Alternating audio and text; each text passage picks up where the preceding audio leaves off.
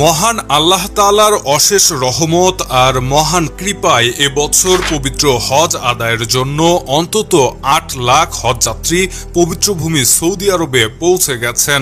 আলহামদুলিল্লাহ ২৬ তারিখ পর্যন্ত সর্বশেষ পাওয়া তথ্য অনুযায়ী এখন পর্যন্ত অন্তত ৮,২০,০০০-এরও বেশি মুসল্লি সৌদি আরবে পৌঁছে গেছেন। এখন পর্যন্ত সুষ্ঠু ব্যবস্থাপনায় চলছে হজের আনুষ্ঠানিকতা শুরুর কার্যক্রম।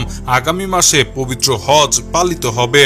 সর্বশেষ পাওয়া তথ্য অনুসারে দেশটির পাসপোর্ট অধিদপ্তর জানিয়েছে বৃহস্পতিবার পর্যন্ত ৮,২০,৬৮৫ জন ধর্মপ্রাণ মুসল্লি হজব্রত পালন করার জন্য সৌদি আরবে এসে পৌঁছেছেন। এদের মধ্যে ৭,৮২,৩৮৫ জন এসেছেন আকাশপথে, সীমান্ত ক্রসিং দিয়ে এসেছেন ৩৫,৪৭৮ জন, আর সাগর পথে এসে পৌঁছেছেন ২,৮২২ জন। প্রসঙ্গত, গত বছর হজ করেছিলেন ১৮ লাখ মুসল্লি। তাদের মধ্যে বিদেশি ছাড়াও সৌদি নাগরিক ও দেশটিতে বসবাস করা মানুষও ছিলেন। তবে গত বছর অনেকে অনুমতি না নিয়ে হজ করতে গিয়ে তীব্র দাবদাহের কবলে পড়েন।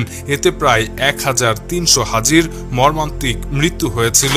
Shahriar Alam, EBD news. চ্যানেলটি সাবস্ক্রাইব করে আমাদের সঙ্গেই